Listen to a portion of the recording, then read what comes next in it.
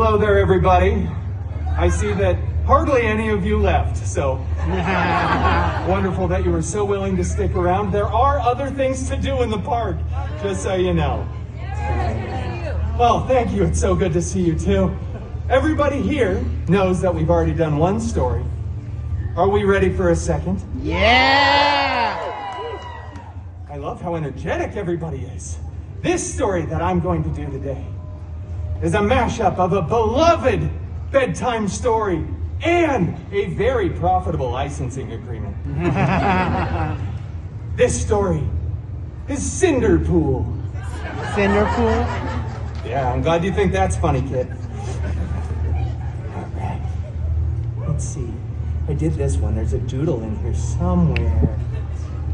Oh, right there. It's me and Wolverine. Aww. So cute. Once upon a time, they told me I had to do it every time, so we're just all gonna say it together, okay? On three. 1, 2, 3. Once upon a time. I said together. You were way off. Nobody was very good at that.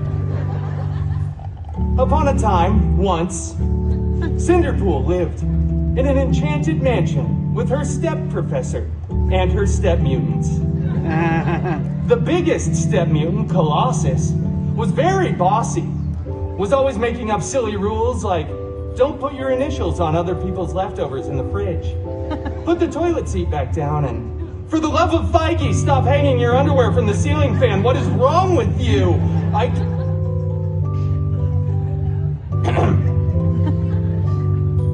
The other step mutant, Negasonic Teenage Warhead, was always texting and rolling her eyes. She was so Gen Z. Both of these step mutants were very jealous because Cinderpool had a much larger fan base. Yeah! Yeah, you can tell. Nobody showed up for Colossus. One day, an expendable non-union extra went running in front of the mansion grounds screaming. King Thanos was planning the biggest battle of Phase 3, which we all know is the last important phase. Yeah. Cinderpool desperately wanted to go to the big battle. He went to Colossus and begged, but Colossus said, "No, it is too dangerous, and Cinderpool is not a good part of the team."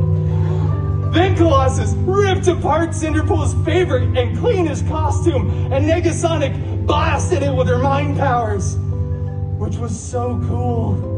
She's so Gen Z. On fleek, no cap, Sigma. Cinderpool was distraught and very exposed.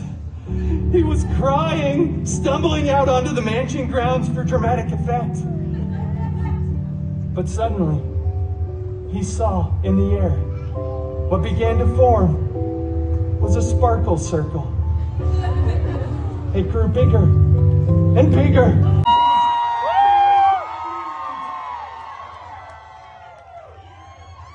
Go through the, you went, okay, there we go. Oh, fairy god mutant Wolverine! I desperately want to go to the big battle, but my step mutants destroyed my costume. Shut up. He said lovingly. What? In the story, my costume's destroyed and I can't go to the battle without it. Nobody cares about your costume. Well, get another one. Stop whining. With that sage life advice, Cinderpool ran to the wardrobe department and grabbed a new costume from Stunts because they're always cleaner and more flexible. Thanks, Doug. And then he went back to his fairy god mutant and said, "Let's go!" And away they went to the battle.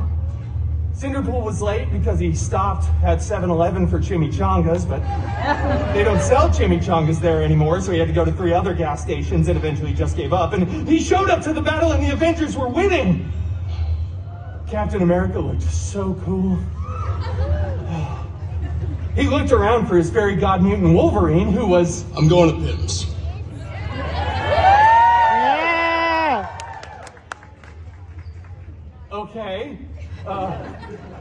Well, anyway, Cinderpool surveyed the battlefield to see how he could help. he saw, right on the stairs of an alien ship, a single gold glove.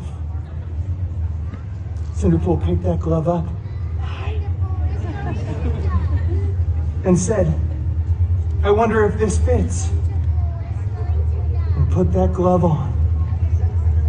After some buzzing, whirring, and clicking, it was a perfect fit.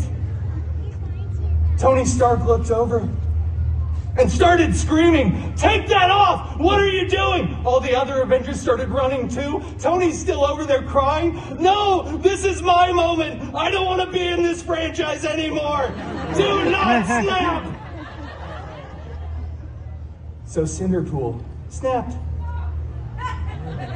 Both physically and mentally. Yeah, he does that all the time. He actually just kept snapping. It was awesome. People were disappearing, reappearing. They were crying. Dogs were falling out of the sky. It was a big thing. But eventually, Cinderpool stopped.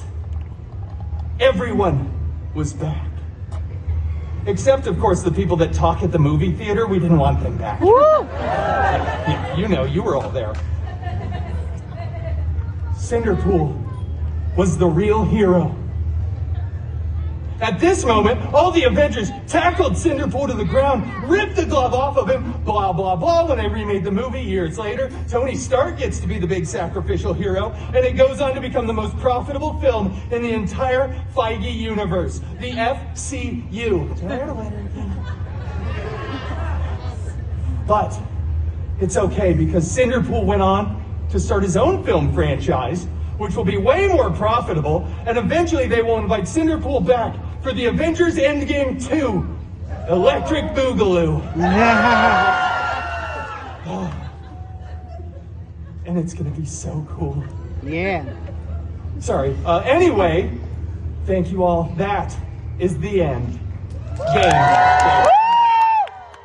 The end game. It's a joke. Okay, thank you all for joining us. We'll see you at the next story time with Deadpool.